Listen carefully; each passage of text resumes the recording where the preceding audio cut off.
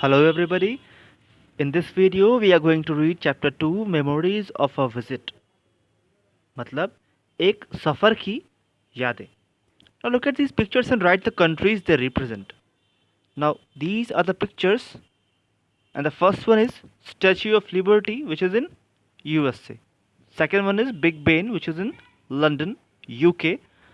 Third one is Opera House, Australia, and the fourth one is Leaning Tower of Pisa. Now, which country would you like to visit and why? So, this is the question which you have to think upon, that why do you want to visit such and such country? And now let's read the story given here. It was the month of April, springtime in France, the best time to visit. I was going to visit my cousin Supriya. So here the narrator says कि ये अप्रैल का month है जब France में spring season होता है. जब हमारे कंट्री में समर सीज़न स्टार्ट होता है तो वहाँ पे स्प्रिंग सीज़न हो रहा होता है एंड वो बेस्ट टाइम होता है फ्रांस को घूमने का. मैं वहाँ पे अपने कज़न सुप्रिया से मिलने जा रही थी. मैंने मुंबई सुबह 4 बजे छोड़ा और फ्रांस 7 AM में मैं फ्रांस में अराइव कर चुकी थी French time. It was 7 AM by French time. I landed at Charles de Gaulle airport just outside Paris. और पेरिस शहर से थोड़ी ही दूर चार्ल्स डी गॉल एयरपोर्ट है जहाँ पे हमारा प्लेन लैंड किया. सुप्रिया वहाँ पे थी मुझे मिलने को. हम लोगों ने टैक्सी ली और पेरिस की तरफ चल पड़े. जैसे ही हमने एयरपोर्ट छोड़ा आई नोटिस्ड कि वहाँ पे मुंबई जितनी ट्रैफिक नहीं है. There wasn't as much traffic as in Mumbai. मैंने सुप्रिया से पूछा फ्रांस के बारे में तो उसने बताया it's about 1/4 the size of India. What's the size of India? Approximately 32 lakh square kilometre. तो जो फ्रांस का साइज़ है वो अप्रोक्सीमेटली 8 लाख स्क्वायर किलोमीटर और इसका पॉपुलेशन काफ़ी छोटा है. अगर हम कंपेयर करें इंडिया से तो इसका पॉपुलेशन काफ़ी छोटा है, सुप्रिया ने बताया. That means France is not crowded. इसका मतलब ये है कि फ्रांस क्राउडेड नहीं है. There is plenty of room. हर किसी के लिए प्लेंटी ऑफ रूम, हर किसी के लिए पर्याप्त जगह है यहाँ पे. मैंने मजाक में ही कहा. Some large cities where there are factories are a bit crowded. कुछ बड़े शहर हैं जहाँ पे फैक्ट्रीज लोकेटेड है, वहाँ थोड़ी बहुत भीड़ है. But the country has almost everything that people need for a comfortable and happy life. लेकिन इस कंट्री में सभी के लिए इतना कुछ है कि हर कोई अपना लाइफ कंफर्टेबल और इजीली जी सके. सॉइल काफ़ी रिच है मिनरल्स में. सी फ्रांस के सभी ओर है. So there are plenty of good vegetables. तो यहाँ पे वेजिटेबल्स भी अच्छा है. Fruit, grains, meat and fish सब कुछ अच्छा है, सुप्रिया ने रिप्लाई किया. What else is special? मैंने पूछा.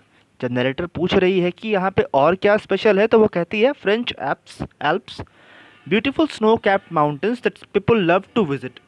ये वो माउंटेन सीरीज़ है जहाँ लोग जाना पसंद करते हैं. कुछ रिवर्स भी हैं और प्लेन्स भी हैं खूबसूरत ग्रासेस से भरी. Luscious grass for grazing animals. Dairy farming is very popular because French love cheese. It is an essential part of their diets. अब फ्रेंच लोगों को चीज़ काफ़ी पसंद है जिस कारण से यहाँ पे फार्मिंग और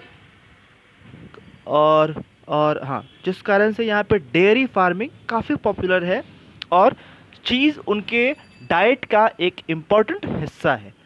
you will also find vineyards on sunny hillsides loaded with juicy grapes.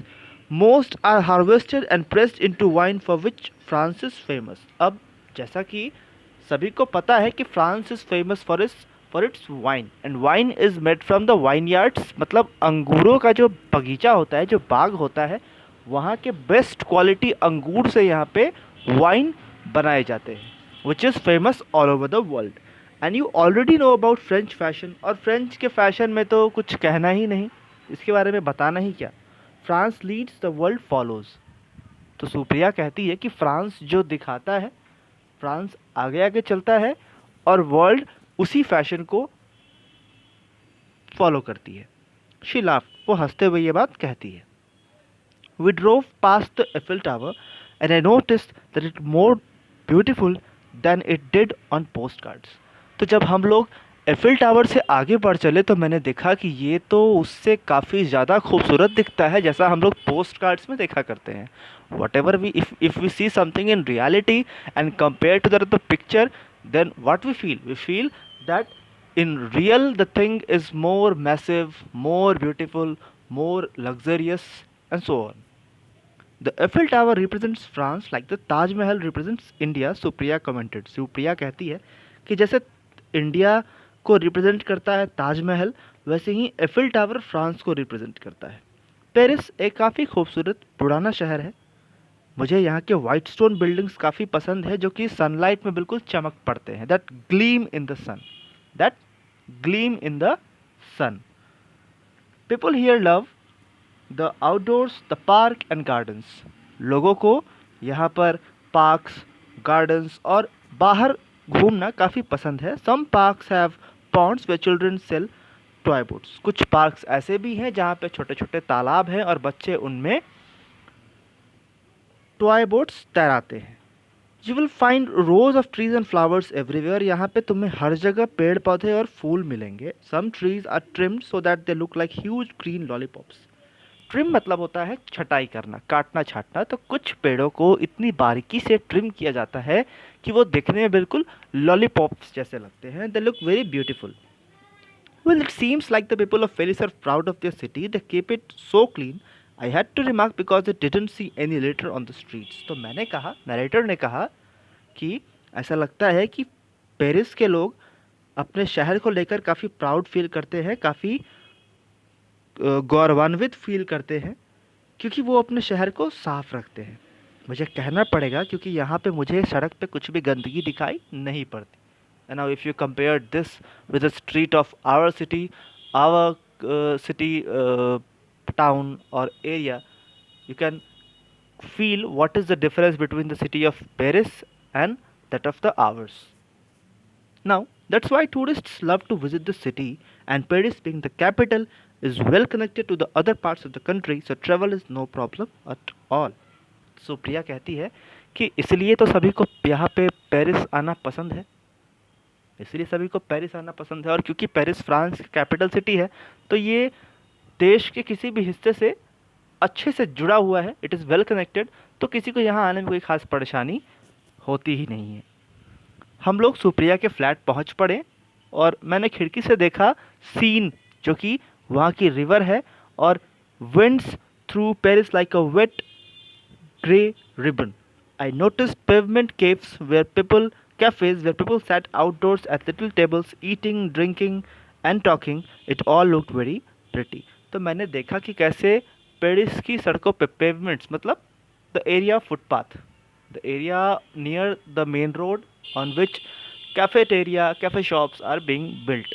It's very popular and a very interesting thing to look on the streets of Paris. There was much to see in Paris. I even visited Musée du Louvre, one of the finest museums in the world. मैंने वहाँ के finest museum को भी देखा जो कि दुनिया का सबसे बेहतरीन म्यूज़ियम्स में से एक है. Brittany is a peninsula and a part of Normandy is a peninsula too. अब ब्रिटनी एक पेनिनसुला है और जो नॉर्मैंडी भी है उसका भी कुछ हिस्सा पेनिनसुला ही है. मतलब इसके तीनों साइड्स वाटर अवेलेबल है. The land area surrounded by water on 3 sides is called peninsula. तो ब्रिटनी और नॉर्मैंडी ये दोनों पेनिनसुला हैं. इसका मतलब है कि land reaches out into the sea and in the case the Mediterranean sea. Maybe that is why this part of France felt cooler. तो यही कारण है, हो सकता है कि इस हिस्से में ठंड ज़्यादा फील होती है, ज़्यादा ठंड लगता है, feels cooler. Sometimes storms rose from the ocean and it rained a little almost every day. कभी कभी समुद्र से लगते हुए तूफ़ानों के कारण तूफ़ान आते हैं और बारिश तो हर दिन लगभग हो जाती है.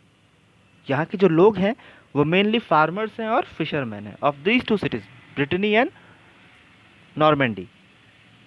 यहाँ के लोग फार्मर्स हैं और फिशरमैन हैं और काफ़ी ओल्ड फैशन्ड हैं. वो लोग नई चीज़ों को ट्राई करने में इंटरेस्ट नहीं रखते, unlike the people in other parts of France.